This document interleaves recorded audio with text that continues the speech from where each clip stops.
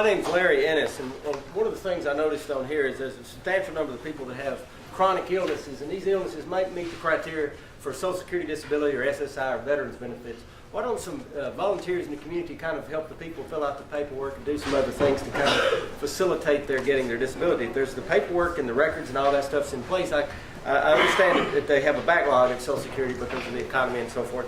But if there was some volunteers or someone else who could come forward and kind of help some of these people out, a substantial number of these people may be eligible for Social Security or SSI, and once we get them on that, then the point would be kind of moot because they won't have to depend on this anymore. If we can just move them from this GAMC position to Social Security or SSI or veterans benefits or whatever, and just somehow get some people in together to get these people, some volunteers, advocates, things like that, to know how to do the paperwork.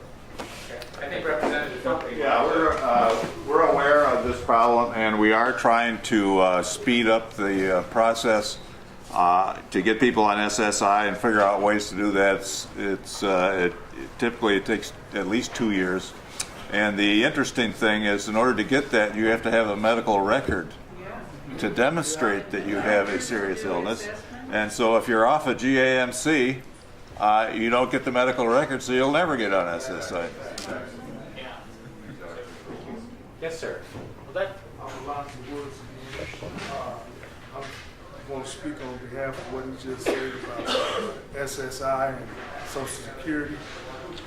They deny you unequivocally off the top.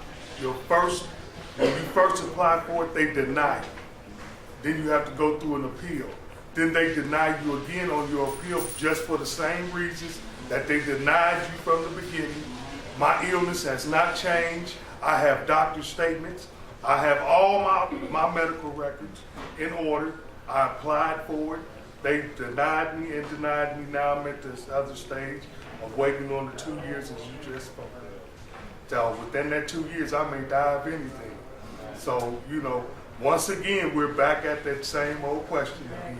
The governor is not about me. It's like we have death care. We really don't have health care. This gentleman right here. Oh, me? Yes, sir. You. I would just like to say, Representative Huntley, here's reality. Steve is looking at it right now. I'm going on my 43rd month with trying to get my Social Security. I'm going to be 60 years old. I'm not trying to wheeze any money out of anybody. I first went to work in 1966, okay? And up to about 2003, 2004, somewhere in there. Anyways, what Steve just looked at is, I have an attorney, a law firm in Chicago, heard about my story. We're suing the United States Social Security Commissioner because I have 5 chronic conditions, which Dr. Kleinschmidt, Dr. Martinelli, Dr. Mary Boylan, all of them from St. Luke's wrote letters. You know what the judge said? What do they know? Honest as Jesus. What do they know about Social Security? That was his response at the courthouse, wherever it is, on my 4th. I'm on my 2nd application, and I was just denied again. Just denied again. That's reality. I contacted Congressman Oberstar's office. Do you know within 8 hours that we had been waiting for over 5 months for a disc of the original court hearing? It took him under 8 hours, his office, to get that in the mail to me. That's reality for all of us. And I've had representation from day one. I'm not doing it on my own. I've got Casper Disability. Now I have Daly, Dabowski, and Bryant in Chicago. And we're suing. That's the reality. And what they're hoping for is all these poor people that deserve it. They're not going after anything most of them didn't work for. They're just hoping they poop out. Yeah.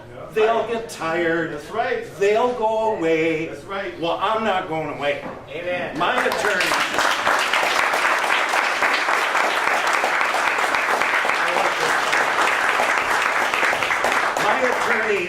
on the 24th floor of a major building in downtown Chicago with 21 other attorneys. So it's sad that that's what you have to do.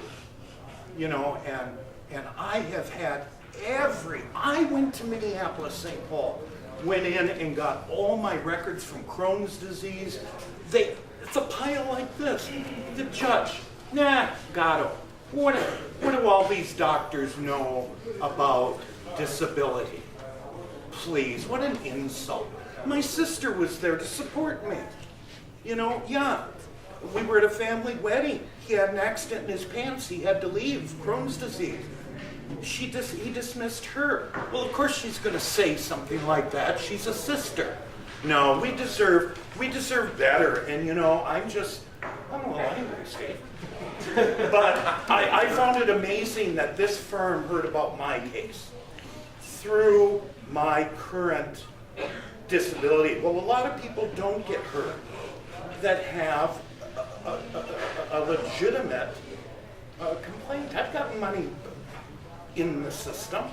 You know, I've worked, I've paid in.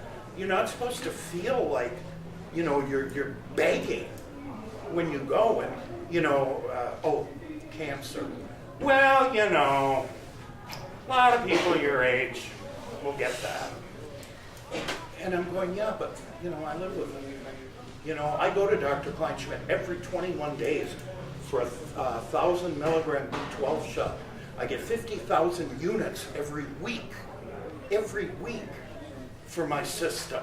He's giving me 3 flu shots this year, if they get the H1N1, because my system is so, what's the word, Steve?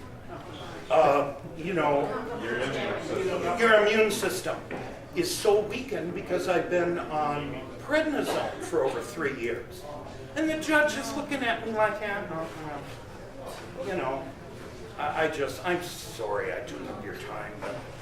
Well, let me just, you know, we need stories like yours to tell people, but we also need to convince people in the middle class and upper that they're one day away from the same thing.